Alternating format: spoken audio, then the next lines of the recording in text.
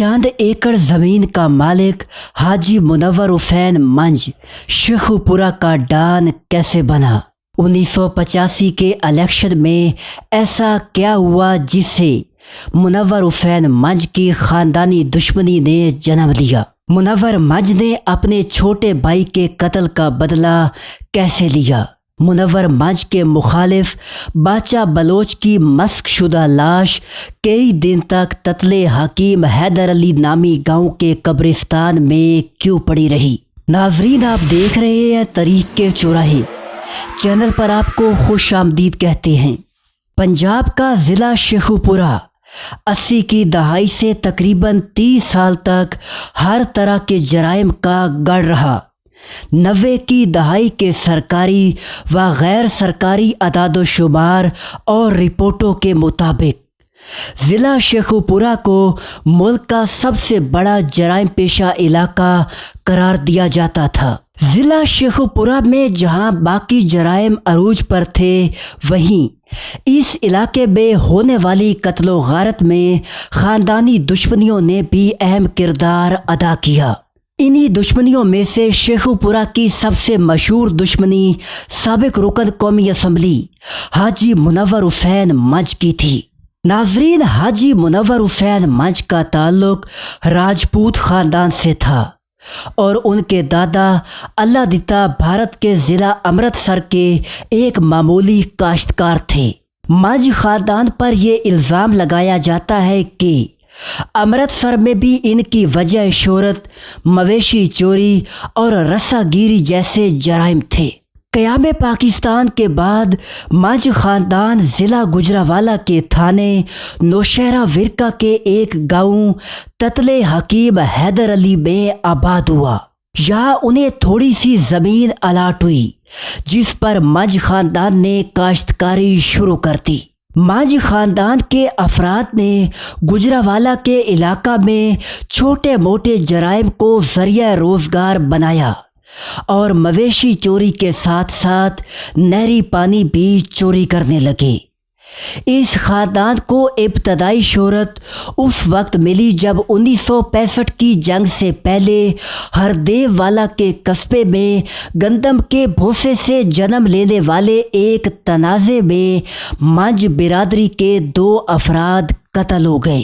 اس کے بعد منج خاندان کا علاقے کے سیاستدانوں کے ساتھ دشمنی کا آغاز ہوا۔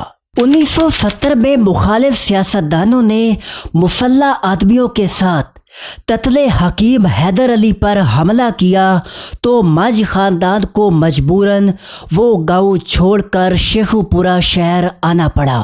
منور حسین منج اس وقت کالج کا طالب علم تھا اور ساتھ ساتھ اسٹوڈنٹ پولیٹکس میں بھی حصہ لیتا۔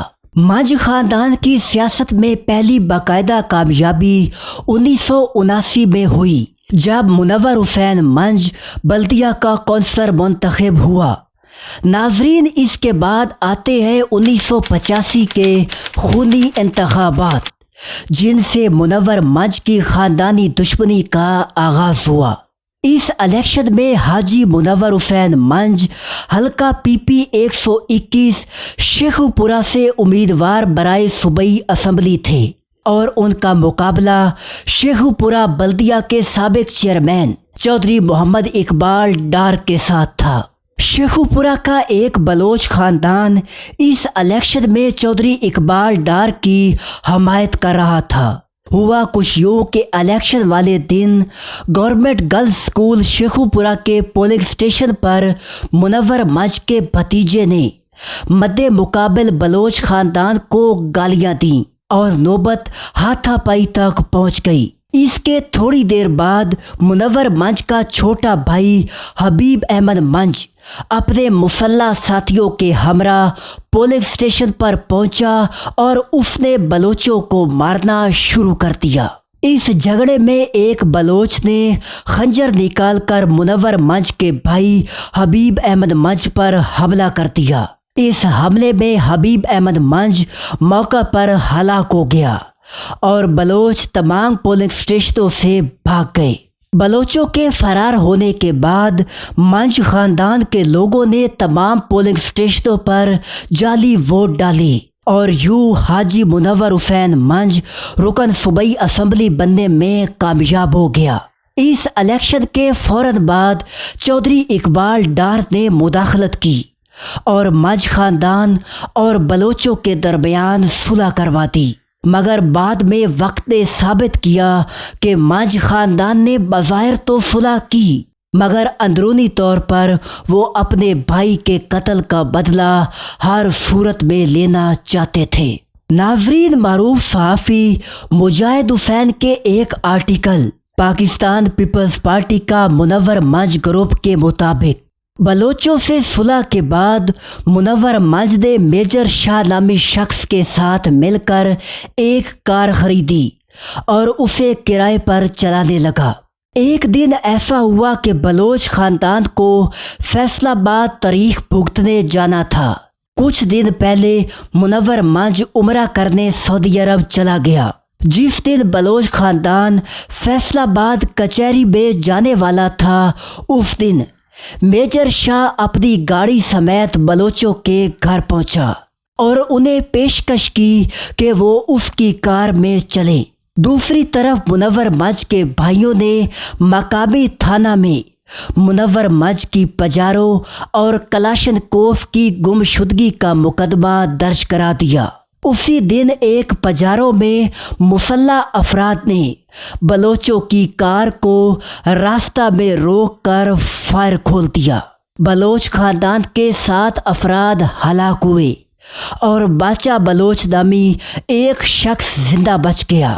بعد میں باچا بلوچ نے اپنا چھوٹا سا گروپ بنا لیا اور منور منج کی تلاش شروع کر دی۔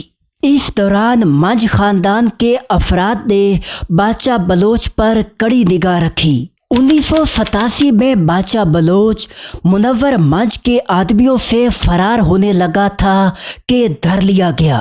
باچا بلوچ کو منور منج کے آدمیوں نے 6-7 دن تک نامعلوم مقام پر رکھا اور پھر اچانک ایک دن منج خاندان کے آبائی گاؤں تتلے حکیم حیدر علی لے گئے۔